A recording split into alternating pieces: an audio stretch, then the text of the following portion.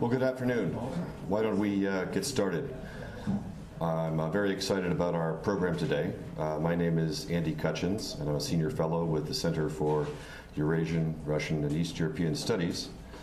And I am delighted to welcome to Washington my friend and colleague Alexander Gabuev, who will be our speaker today, talking about China-Russia relations and Russia's policy in Northeast Asia. Quite a timely issue, and hence the large crowd, and particularly because of our distinguished speaker. Currently, Alexander is a senior fellow and chair of the Russia in the Asia-Pacific region program at the Carnegie Moscow Center in Moscow, placed near and dear to my heart as I worked as director there for 3 years, 2003 to 2005. His research focuses on East and Southeast Asia, political and ideological developments in China, and China's relations with neighbors. Does a lot of work with Central Asia. He's formerly a member of the editorial board of Kommersant Publishing House and was deputy editor of the very distinguished weekly Kommersant Vlast. And he began his career actually with Kommersant Daily, one of Russia's very best papers, maybe in Sasha's mind, the best paper. I'm a fan of Vedomosti. I was always a fan of the right one. Vedomosti and Kommersant are my number two go-to, number 1 and 2 go-tos every day. He began his career in 2007 at Kommersant. He worked as a senior diplomatic reporter. He was a member of President Dmitry Medvedev's press corps and foreign deputy editor, and a lot of his reporting covered Russia's relations with foreign powers in Asia and connections between Russian business community and its foreign policy. His academic training in undergraduate and graduate studies is principally as a sinologist. He's a very frequent visitor to China and was, in fact, just there about a week ago. So let me just say, I want to acknowledge the thanks to the support for this lecture series that we're running this year, this academic year. This is the first one that we're holding. And I want to thank the Carnegie Corporation of New York for their support to the center to make this all possible. So, with no further ado, Sasha, the floor is yours. Thank you very much. Thank you, Andrew, for a nice introduction. And as a start, that's what we would do in Russia. I'm really unfamiliar with the US culture, but I would ask everybody to stand up and pose for just a little bit while for all the victims of tragedy in Las Vegas and for those who lost their loved ones.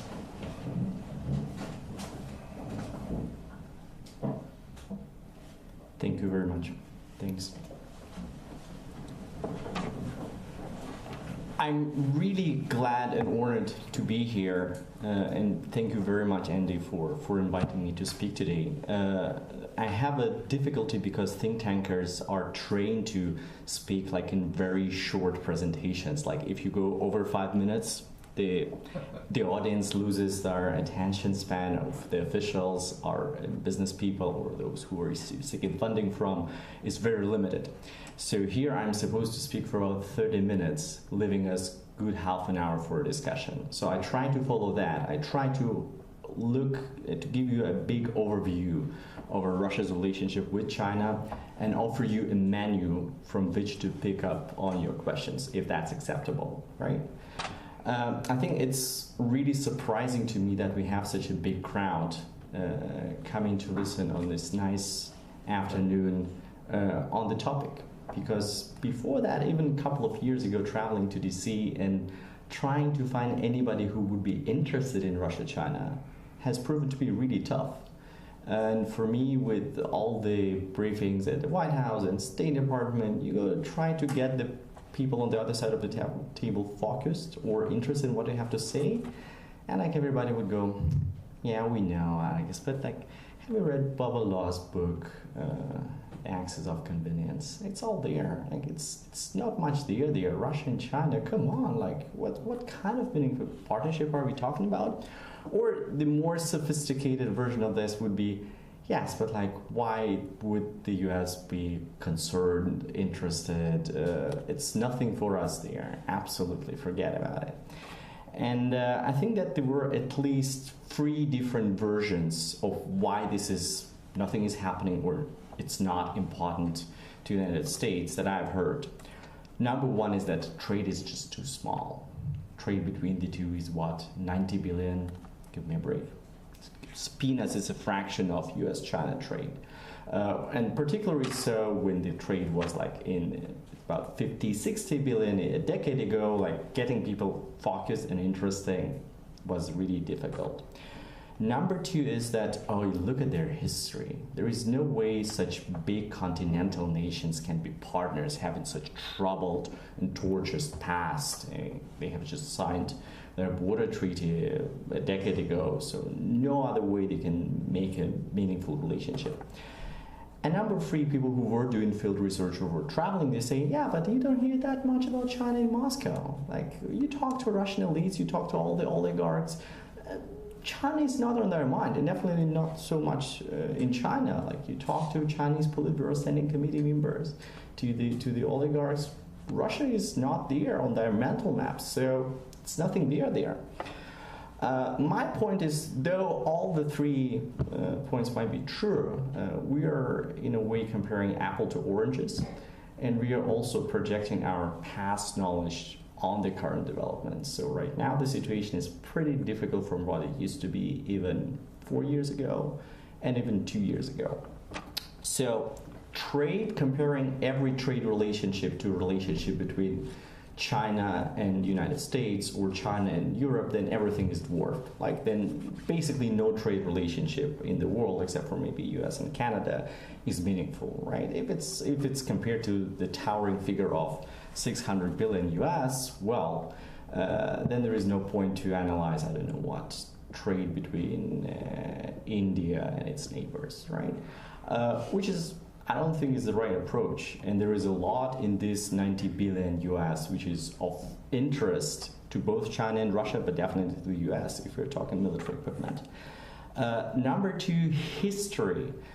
It's a relevant point, but if you try to look at this the Chinese way, there is a term coined century of humiliation, right? When the barbarians came to occupy China, which happened throughout Chinese history many times, but then they didn't form a dynasty. They basically thought, no, we don't need your stuff. We don't want to form a dynasty. We don't want to conquer your state and your great culture. We just want market access and goods, and that's it. Right, and chopped off part of China's territory. So Russia was among those bad barbarians. But Russia was not the most hated barbarian. Russia never chopped off Taiwan. Russia never chopped off Hong Kong or Macau. Russia chopped off part of outer Manchuria, which was part of the territory that the Manchus, who invaded China back in the 17th century, where they came from. So yes, Russia was bad to China in its imperial past, but that was not the biggest Satan, right, if you use a Iranian analogy.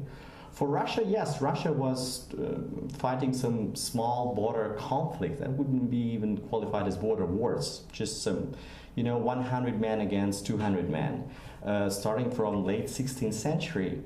And yes, the Soviet Union and China contained each other for a couple of decades. But if you compare that to what was coming from the Russian western border, from the southern border, if we want to use this historic analogy, Mr. Putin is 100% right. He should be totally perplexed about NATO and the dangers coming from the West, because that's the direction from which several of invaders came and conquered Moscow, Russia's capital, and nearly conquered St. Petersburg once. So I don't think that the historic analogy is the really right one of why this will not happen. Like, after what Germany and Russia did to each other, I don't think you would expect a meaningful partnership between the two. But before Ukrainian war, Germany was #1 from all the post-Soviet nations on all the opinion polls as the most friendly nation towards Russia. That gives you some food for thought. Number 3, not talking about each other much.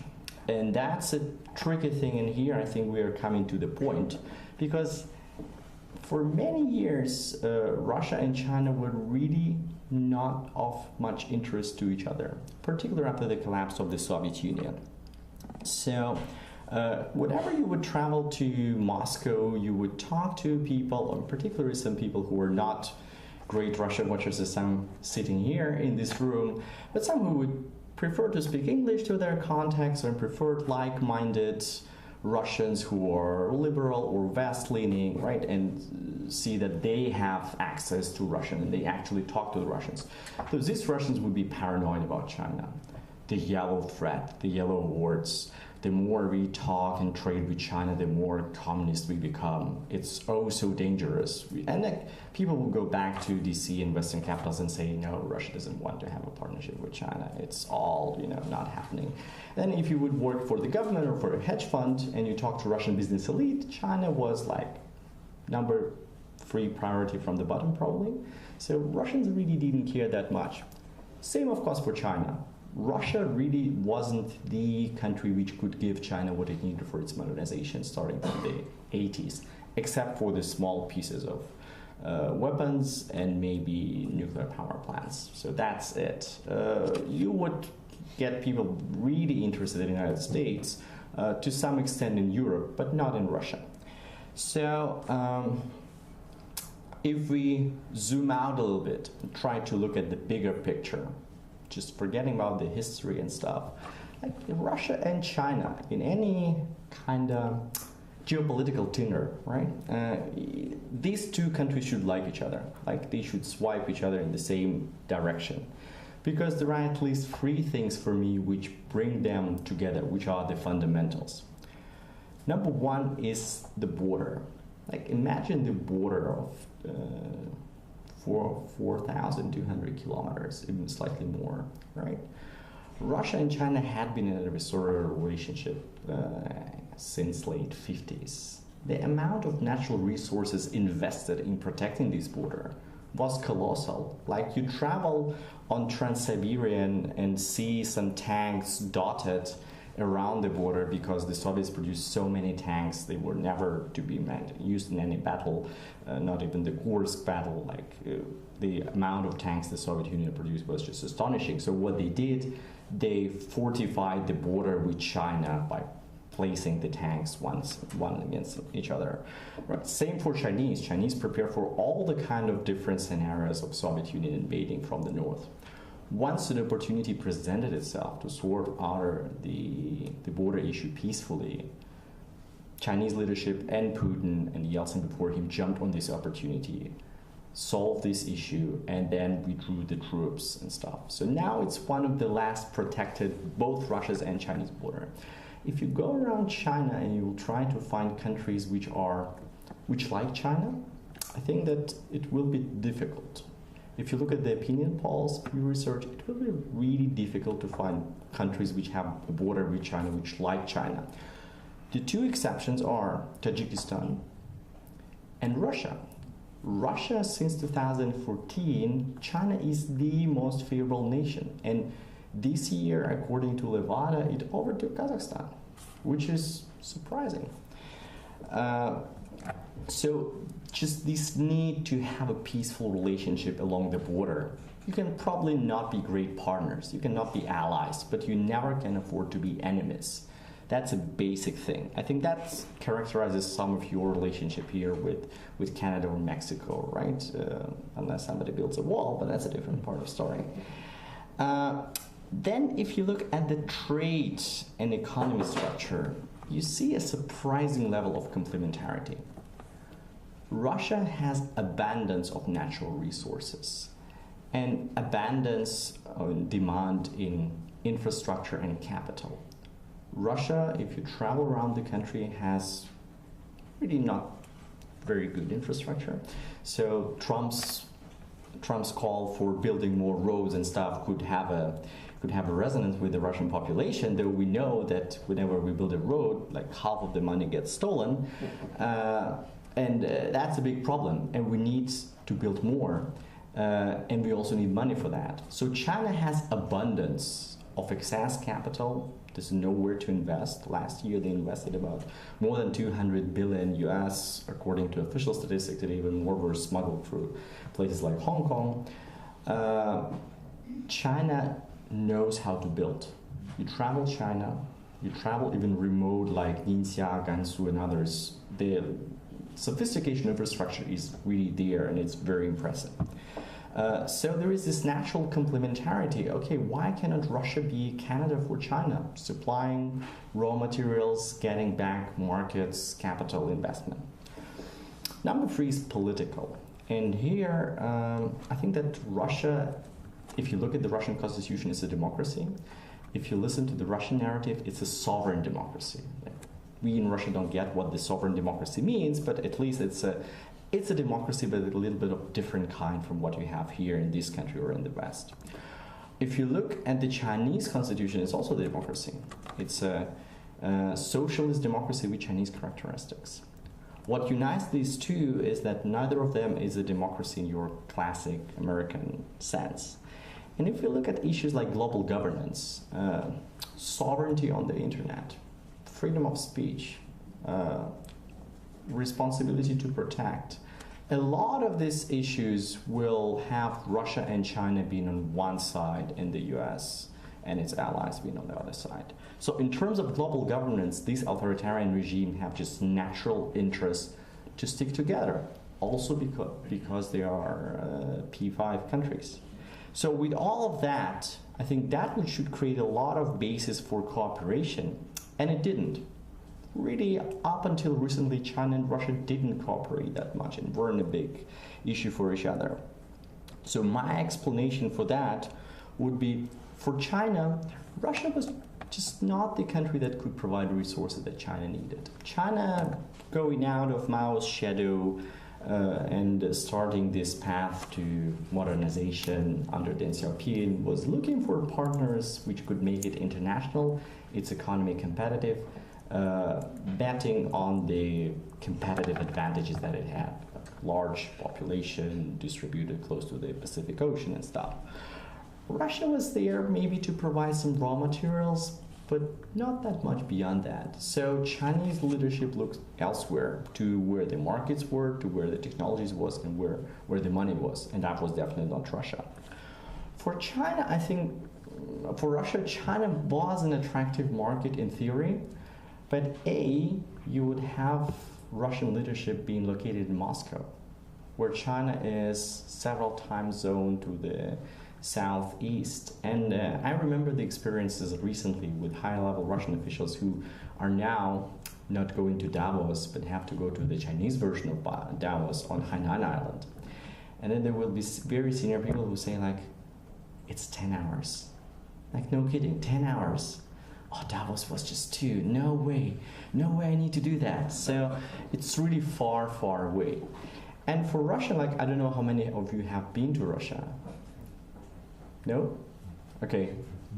Pretty many. Russia doesn't create an impression, like Russian cities don't create an impression of Asian cities. They create an impression of European cities. Poorly maintained, some of them, okay maintained, over-maintained like Moscow under Sobyanin, but definitely not very much Asian cities and not very much Chinese cities. Russians tend to think of themselves as European, but of bigger than European, more core traditional European values, like being real Europeans and like fake Europeans, whatever. But I think that the nerve of the Russian culture is this twisted and tortured personality of the Russian person, understanding that he has borrowed a lot from Europe and owes a lot to the Western culture, but sees himself as different because he commands such a vast empire, 2/3 of which are in Asia. And you would see that in also many Russian debates. But then if you look at the consumption patterns and just on life strategies of the people who are running the place up until now, like we have sanctions and we have many people blacklisted. Even before the sanctions, you look at the public declarations of the officials who do publicly declare their assets. Most of them don't, but some do. Where are those little dachas? They are not on Hainan Island. They are not on Jeonju-do Island. They are not in Ginza.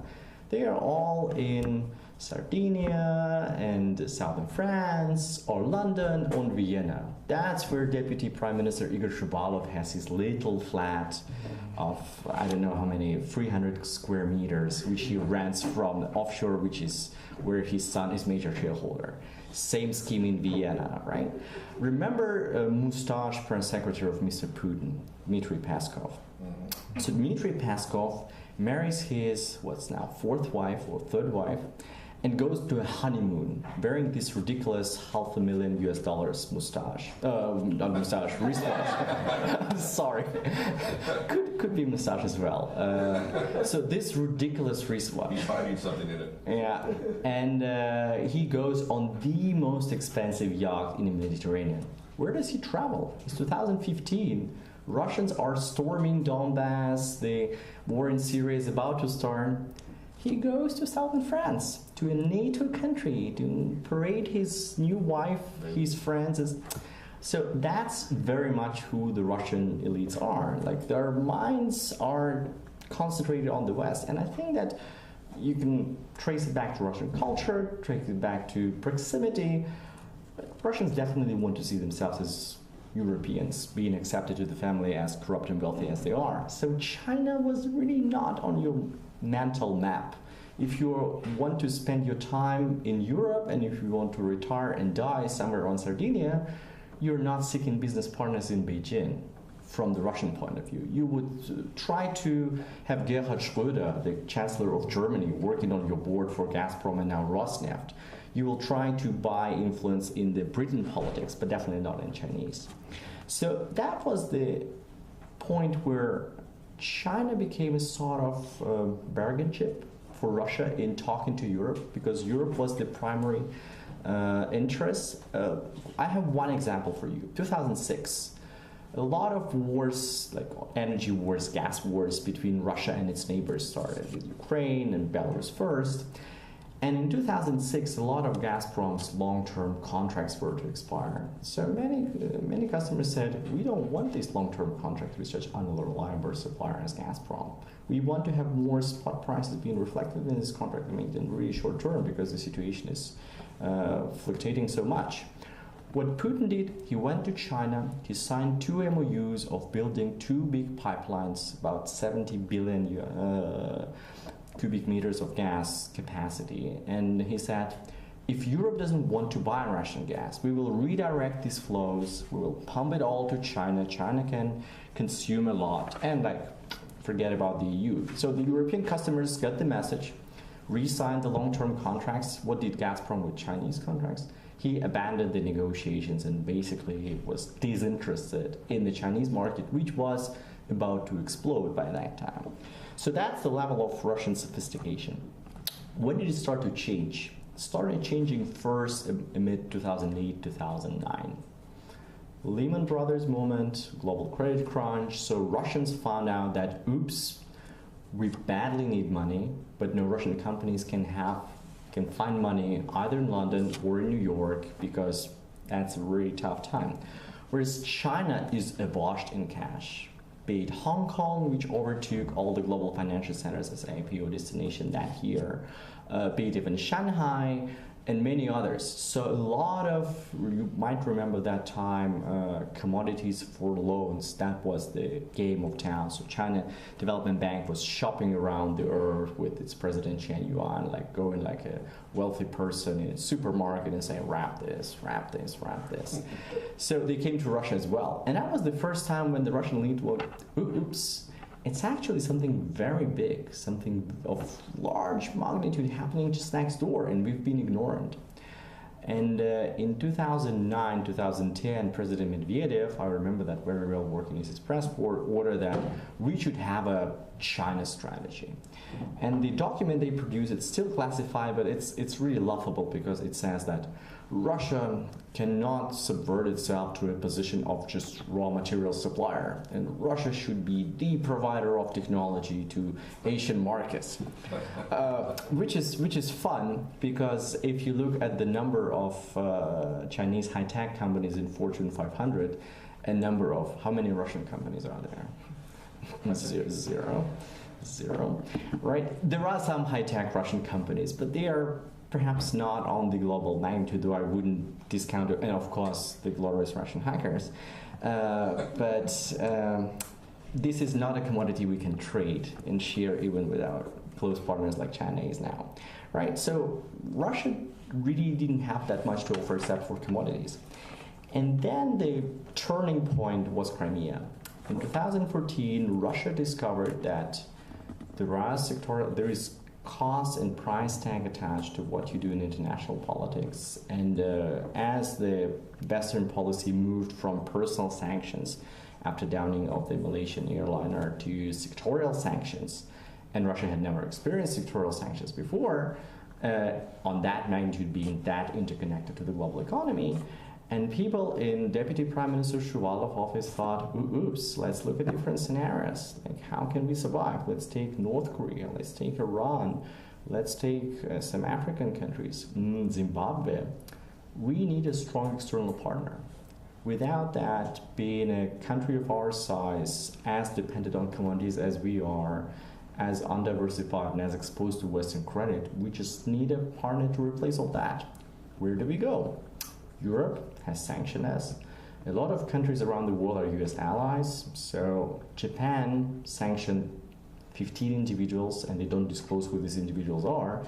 And many of the individuals who are on the American or on the EU sanctions list travel to Japan all the time. So they are not on the Japanese list. Probably there is Alexander Pushkin or whoever. But Japan has very light version of its own sanctions, but it definitely follows US lead when it comes to the US sanctions. And if it doesn't, then there were a lot of American diplomats and other people who would make the phone call and explain to the Japanese counterparts how important it is to stick to the discipline. Same with South Korea, ASEAN, too small, too far away. India with 10 billion trade with Russia, give me a break. So there is just one country, there's one place you can go, it's China. So Russia started to reorient its trade flows and its diplomatic activity, or try to reorient its trade flows to diplomatic activity to China. And that was where Putin semi-announced its pivot to the east. The problem was for Russia that this pivot was happening under worst ever conditions. Worst conditions, like Russia was really waiting for the perfect storm, and it had what it wanted. Number one, low commodity prices. Remember, like middle of 2014, the oil prices started to climb down from 110 and went all the way down to 40, and then bounced back a little bit. But then with 40, with all the metals going down and stuff, there was not that much interest on the Chinese side. They said, hey, we overinvested in all over the world over these years. Why would we need these expensive Russian commodities? And if we want them on knockdown prices. And Russians were too proud and too rich to agree to sell these commodities on knockdown prices. So there was a tension. Then devaluation of the ruble. Okay, if you are to invest in Russia, the ruble is fluctuating all the time, so you cannot produce a meaningful financial model for your project for about a year because you don't know how to calculate the cost of the ruble. Number three are sanctions. So sanctions, China never recognized sanctions. China publicly said that it doesn't support sanctions and sanctions are bad. But imagine you are a big Chinese commercial bank, like state-owned bank, like the big four, Bank of China, ICBC, Agricultural Bank of China. So you are probably not entitled to follow the sanctions, but what are your biggest markets? Overseas, there are two. One is the United States, the other is Europe. Russian market is small, overregulated, and shrinking because of the sanctions and because of the ruble devaluation. I'll give you one example. Has anybody seen the headquarters of Bank of China in New York? That's a very big building. I think it's corner of 4th and 34th. And there is a small mansion which used to belong to JP Morgan, which is now their private banking office for Bank of China. Very nice building, part of your national treasury. So the office of Bank of China in Russia is perhaps the size of this room, slightly bigger. So that's it. So will you jeopardize relationship with regulators in two of your major markets because of what? Because of Russia? No way, right? So Chinese bankers were really strict about the sanctions. And then in China, there is slowdown in the economy, so the economy doesn't need that much commodities. And then there is growth in consumption, but also not that much in commodities. And then the ramifications of anti-corruption campaign that Xi Jinping launched in 2014. So all the state-owned companies, particularly in the oil sector, were basically paralyzed. Russian negotiation team would come to agree on something, and then there is a new team every 3 months. And then say, hey, how about Lao Wang? And they say, Lao Wang is doing fine. Okay, but like he's now in prison being interrogated by the party commission on the discipline inspection. So under these circumstances, right, Russians' expectations were really high, and Russians have a talent to create over expectations and then start to believe their own propaganda and then getting very quickly disillusioned. It's like in relationships, Russians are always falling to this trap all the time. But so about 2015, many Russians were still very impressed by China. They thought, oh, you know, once our president is good friend with Xi Jinping, everything will happen. Then when nothing happened or not that much happened, they got disillusioned and say, oh, China is just cowards, they are Asian, and there's always this racist undertone in Russia's discussion about China. So nothing will happen there. But afterwards, there were at least two very important facts out of this pivot, which starts to influence the relationship now, and which I argue will continue to shape this relationship many years ahead. Number one, before jumping into China's arms, Russia started to look into the risks of this partnership, because there were a lot of talk of risks, and many Western analysts talk about risks. How about Siberia? Siberia is not populated, its population is shrinking, China is next door, it's a large overpopulated country, and then Russia chopped off part of Chinese historic territory and annexed it. So there is no way that China will not look into Eastern Siberia and the Russian Far East and want to encroach and populate it. Number one. Number two, let's look at places like Central Asia. Used to be part of the Russian Empire, used to be Russian sphere of influence, but definitely right now, as the balance of power between the two is shifting, China will be interested to dominate this, and there is no way Russia can tolerate it. And number three, the arms sales, right? Russia sold a lot of its most sophisticated weapons to China back in the 90s, but it had no other way, because all of these plants lost their major customer, the Red Army. So China literally saved the Russian military-industrial complex by buying up to 50% and brazenly helping itself with some of the sensitive technology on the way, right? So there is no way Russia can sell this technology to China anymore once the Russian army was standing back on its feet and a lot of oil money was pumped into the military budget. But then in 2014, the Russian intelligence, government, and others were going through many of these items. And the results were surprising. The results were that, yes, there are a lot of risks, but the major risks were way overestimated. Take migration, for example. Every realistic estimate will give you that there are no more than 500,000 of Chinese in the Russian Federation, right? With about maybe half of them being in Europe, in the eastern part of Russia, right, from Ural Mountains, and another half in European, and probably there are more people in European. There is not enough statistics, but you would assume that there are more people in the European part of Russia. It's far away from China, but that's where the actual labor market is. The population in the Far East is shrinking not because there is natural shrinking of the population. There are more births than deaths in the Far East. It's migration. It's people don't find economic opportunities, they don't find employment, so they migrate from the Russian Far East to other countries or to the European part of the country. So why would Chinese be different? They are employed in small number of sectors, and there is not that much that you can do in the Russian Far East. After devaluation, Chinese were sending remittances back home. So you are earning 100 RMB in Russia. Starting from 2015, you are earning 50. And for that, you are tolerating always smiling Russian migration police officer.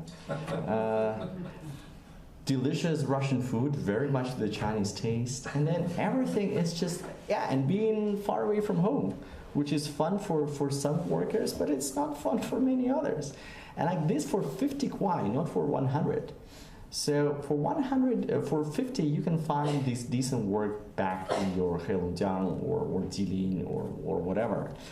And since last couple of years, the structural changes in the Chinese demography and the labor market, where the population is aging and there is high demand for labor inside China, provides you with a lot of employment opportunities, which are far better than in the Russian Far East.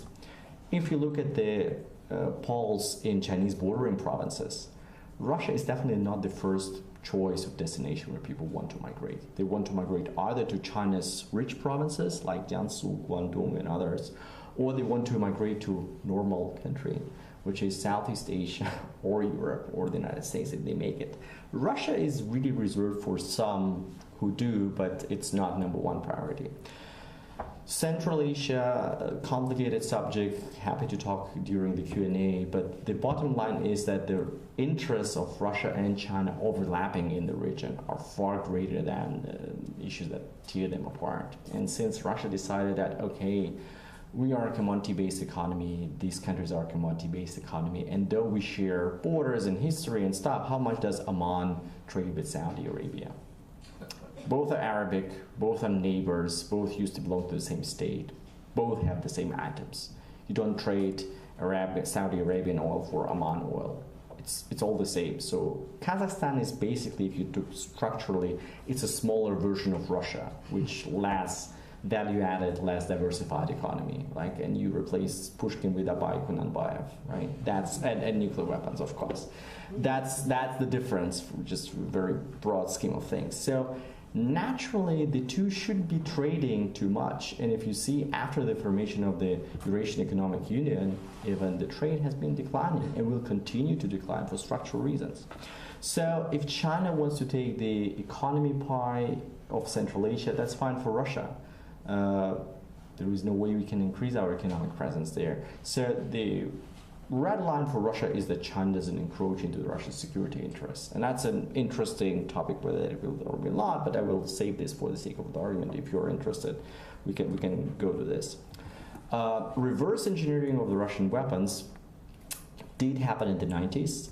As it turned out, many of these contracts were not Chinese stealing the technology, but it was Chinese ordering the Russian plants and engineering schools to develop it for them, which is different.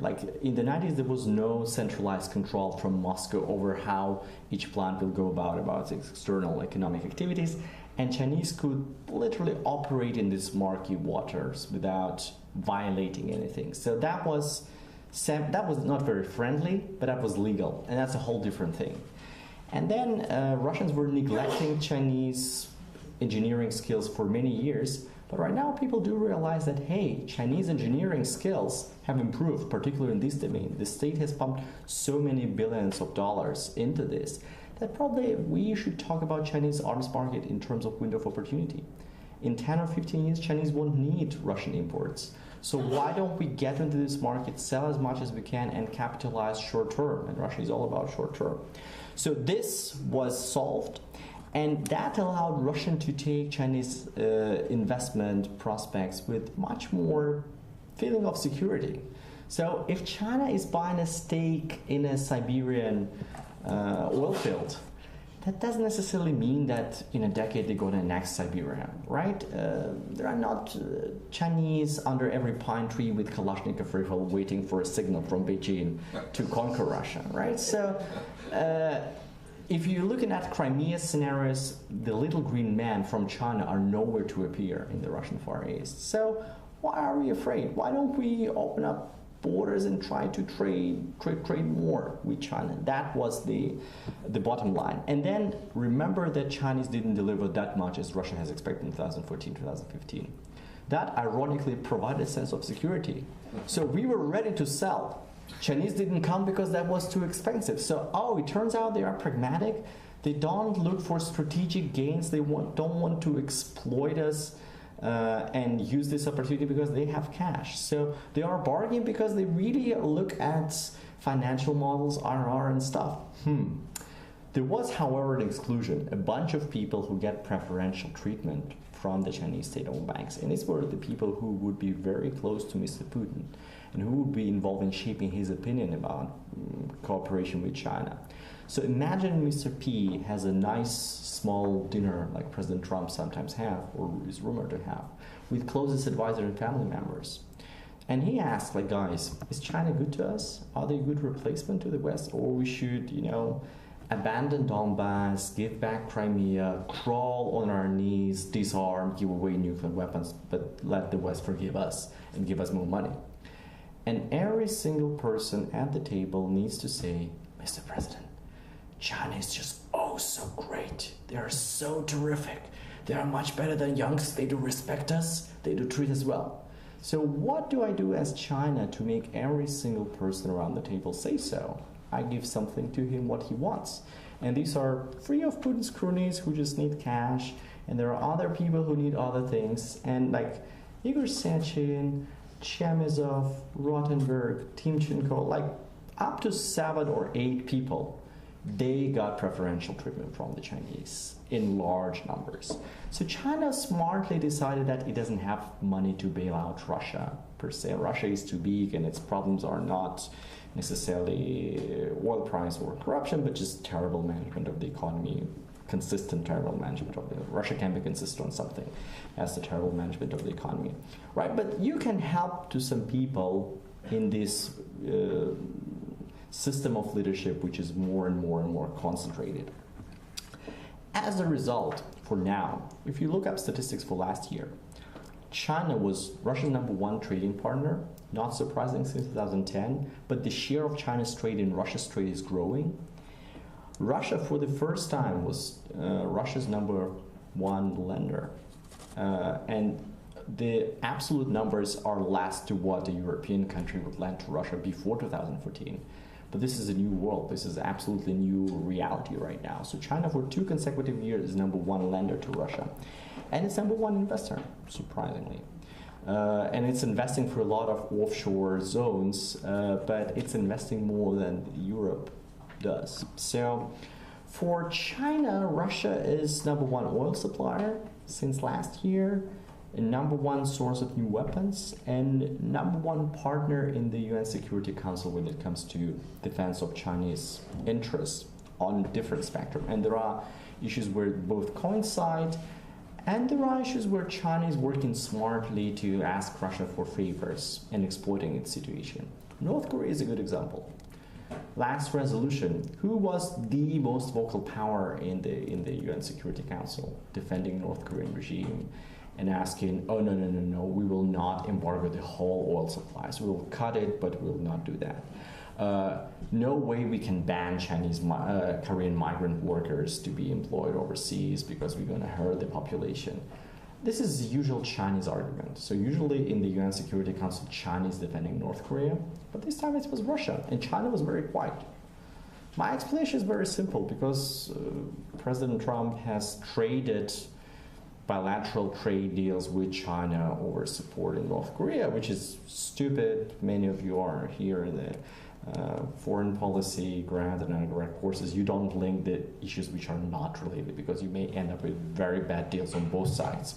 But that's what President Trump did, and that's something that President Xi doesn't want to encounter, particularly before the glorious Party Congress, where stability is the buzzword in Beijing. So you don't want to enter a major trade war with the United States. So you need to at least pretend that you are helping the US on North Korea. How do you do that? You have a bad cop, Vladimir Putin. He has nothing to lose.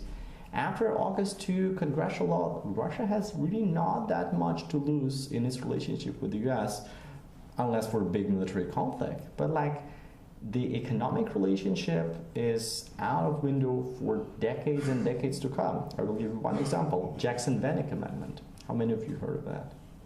Those who deal with Russia, of course. So, in the 70s, U.S. Congress passed Jackson-Vanik Amendment to punish the Soviet Union for not allowing Jews to immigrate freely. That was revoked in 2013, right, with Obama, and traded for Magnitsky Bill. So Soviet Union was long ago dissolved. The issue, Jewish immigration was not an issue, but Jackson-Bennings was there because it's the nature of your Congress. To get a consensus to agree on something is very tough, as you know, right? So to conclude, we are coming to a situation where the two are much more working in tandem. They do rely on each other much more, but there is a very visible asymmetry. One asymmetry is that the economy doesn't play a big role for China. It can replace Russia with other sources of oil, and really 90 billion of US dollars that it trades with Russia are important, but not that much for China.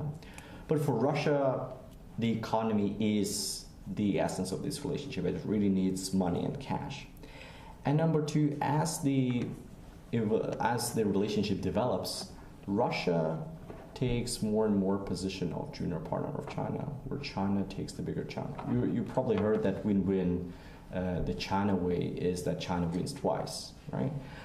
My explanation is different. My explanation is that when we hear win-win, we have a concept that it's a game where you have to give and you have to take, but it's somewhere roughly about 50-50, right?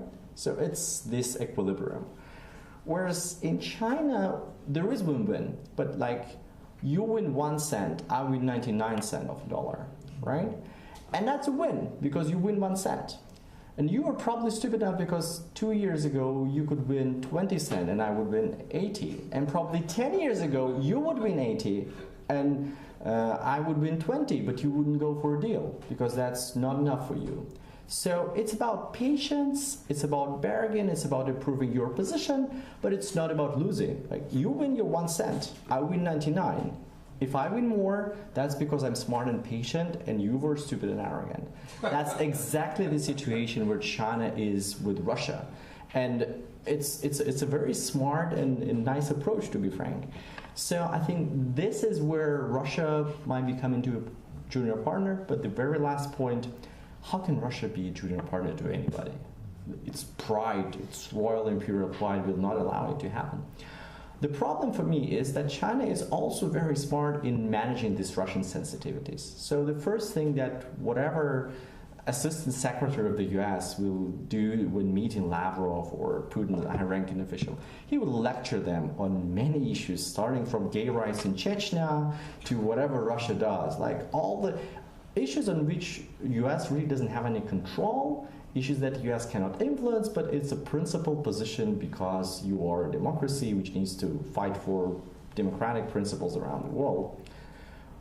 Same for Europeans, because Europeans think that Russia is kind of a strange part of the family and you should apply the same standards. So you don't really talk about human rights that much in dealing with Saudi Arabia, but definitely all the time so for Russia because they are, I'm sorry, white, Christian, they look like us. So we should apply the same standards and they are democracies so they might evolve. Never happens to China.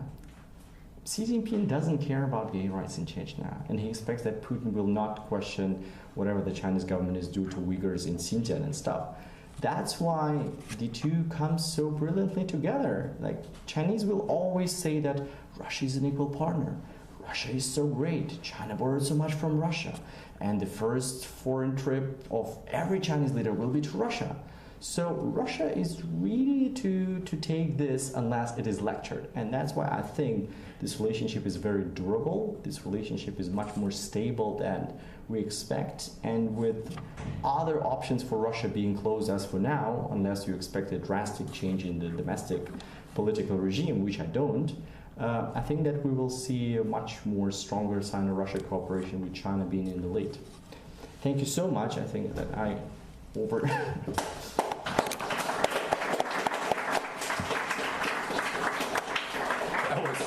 That was a brilliant overview of the China-Russia relationship, Sasha. We've got about 10 minutes or so, a little bit more than 10 minutes for some Q&A. I want to say one comment. I appreciated your emphasis in the beginning and also in the latter part about the border. You know, my class, Eurasia Reconnecting, this past week, we were talking about China. China, for the first time right now in its history, millennia, is not facing any land-based threats. None. I mean, they always came from the north, Turkic, Mongol, nomads, and of course then the Russians later, the Europeans later. And that's really important for them. And then you can concentrate on other things, like, you know, building your navy and other systems. And I'm sure you've heard many more times than I the policy of the three no's. Their former ambassador, sort of the dean of their Russia school, Li Fenglin. You know, three no's. There are three no's about relations with Russia. The first no is there's going to be no conflict on the border, and that's really, really important. Two, there's going to be no alliance. That experience in the 1950s, you know, that wasn't a very happy one, especially for the Chinese. And three, but there's going to be no conflict, and because that just benefited the United States. So I agree with your conclusion. I was going to ask you a question about North Korea, but I think you pretty much dealt with that one, so I'll turn it directly to the audience, and I see Professor Balzer and Bill Veal, and we'll go from there. Thanks. I'm Charlie Balzer, Professor Emeritus in History and Government, and the Founding Director of CERES. My question is, you know, even it's a great top-down version of the relationship. You know, Xi and Putin clearly get along really well. They love picking on America. How about the bottom-up part of this? How much is this resonating in the two societies?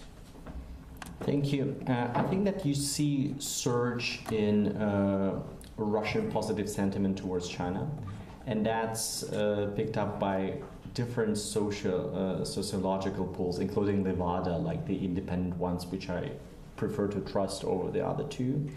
I think that this is part of the impact of the Russian propaganda. Like on the state television, you always hear that China is helping us, it's not bailing us out, but you know, it's partnering. And how can you isolate Russia when it has 1.3 billion Chinese on its side, right? Then you see much more Chinese tourism, and that's on the other part of the relationship, that Russia became dirt cheap for Chinese, right, after the ruble devaluation. And since you can come visa-free as a group, the surge in Chinese tourists is about 40% year on year. Like in 2015, that was up 40%. From 2014, and then 2016, same with 2015, and so on. Coming from a very low base, I think that right now the number of tourists is up to 2 million people, and that would encounter a lot of others. But this year, China will be the #1 group of foreign visitors to Russia, overtaking Finland, and slightly trailing behind Kazakhstan, like from far abroad. But that's a big magnitude, and definitely trailing behind Ukraine, by the way. But that's a big magnitude, and the amount of money they spend. In 2015, they spent 1 billion in Russia. In 2016, they spent 1 billion in Moscow alone, and perhaps additional billion in Russia, because everything is so cheap. You go to Tsum, you go to all these luxury department stores, they are hiring Mandarin-speaking cashiers. There is a lot of signs in Mandarin. There is a lot of Mandarin audience targeted advertisement. So it's there, and I think that this society-to-society relationship takes years and decades to mature. I don't think that we will ever reach the US-China level of understanding, because we don't have these millions of Chinese students being educated here, and not hordes of Chinese officials who are buying property here, right? But it's getting better, and I think it will be still very much on the top level of the policymakers to policymakers, but the society is coming up. But the Bank of China's office is about the size of this room. Still. Which this used to be. This was the Georgetown shop where you would come in and buy your little souvenirs. Right. No. Question about Central Asia. You mentioned the overlap of the interests in the area, and I was wondering about the Shanghai Cooperative Organization. Do you anticipate stresses and strains in there, particularly with the additions to that organization and whatnot, and the competition for influence in the region? I think that with addition of India and Pakistan right now, there was a lot of bureaucratic inertia in Russia to push this, to continue to push this idea, and the idea to have India as a counterbalance to China was born before Crimea and the new understanding in our consensus.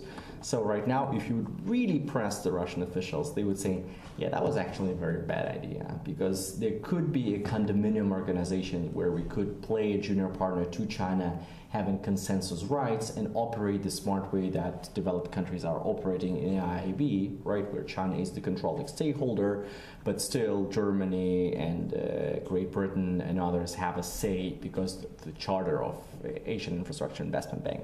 So we could do the same. We lost this chance because we now have a dysfunctional organization because India and Pakistan is there, and India, for example, said no way Shanghai Cooperation Organization will be a platform for discussing Belt and Road. Like Belt and Road will disappear from all the future documents because India doesn't want to talk about that, particularly after what happened in Doklam, right? And India and Pakistan in one organization agreeing on something. Good luck with that.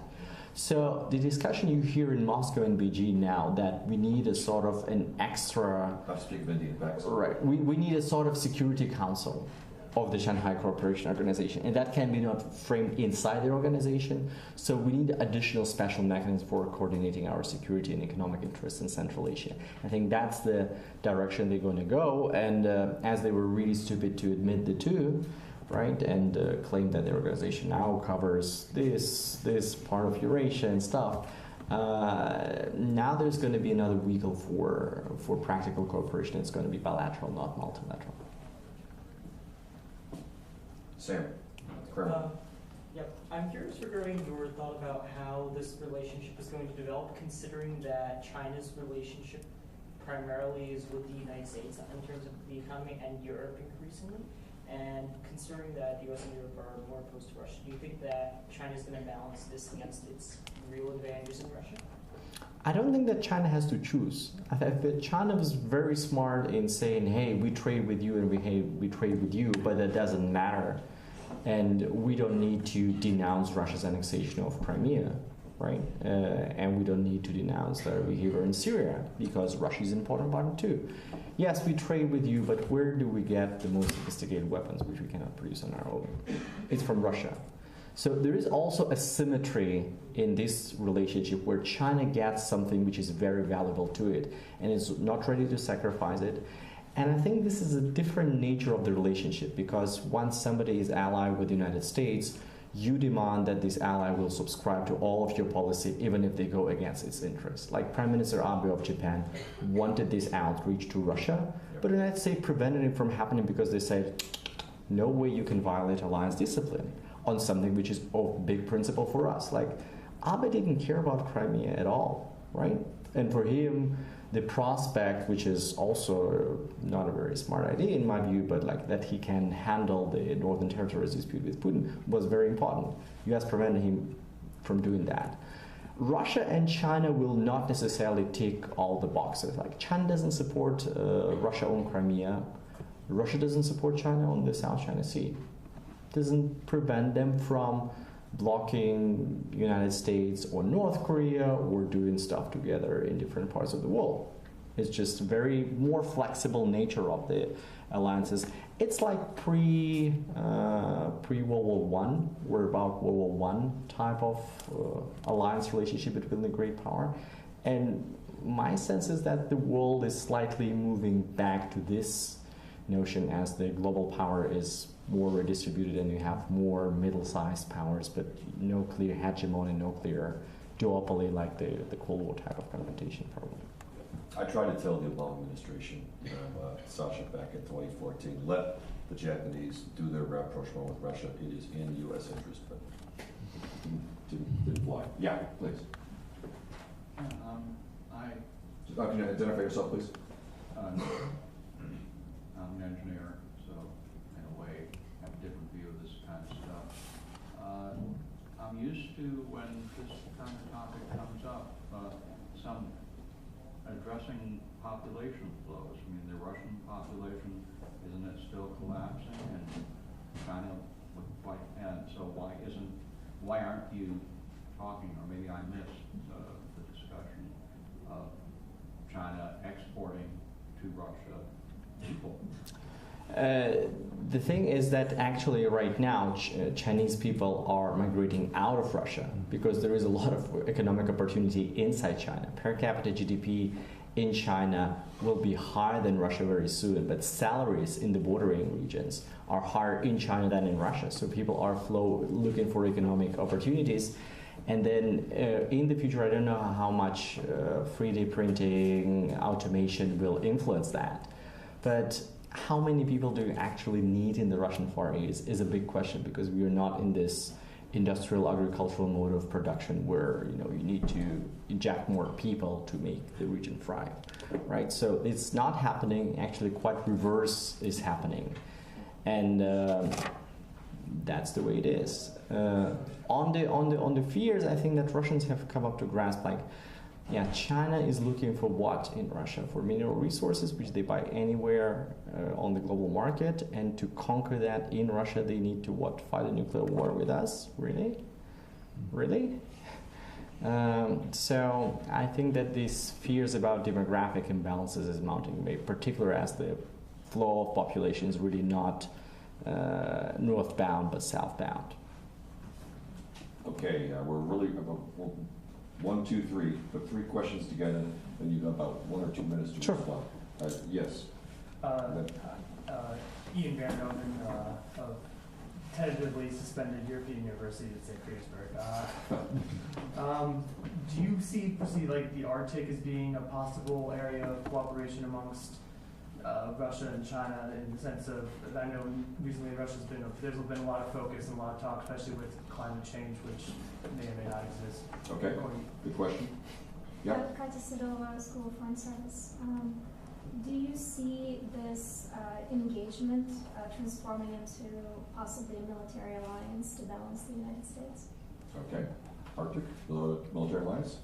Yeah. Sure. Tor, I'm in the SSP program. And I was wondering if you could elaborate on the red line aspect of the Central Asia sector. You mentioned Canada's encroaching on Russia's security interests. Mm-hmm. Arctic, the majority view in Russia is that China would be interested, but we see more talk than action right now. When China will have 4 icebreakers, let's talk about that. So far, a lot of conferences, and it's part of Belt and Road, of course. Everything is part of Belt and Road, but we don't see that much. And like Sualong, which came with the cargo, it's not even an icebreaking class. So with the current price and with the current interest in developing the Arctic, so it's not there. And like Russia is again super tactic. If the oil price jumps back to 140, we will talk about this again, right?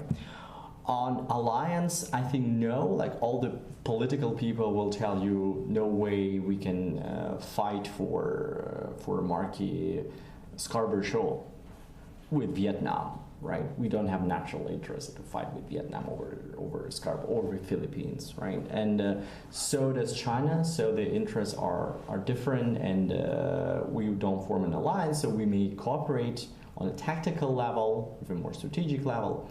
But there is a different strain that you continue to hear from the military people.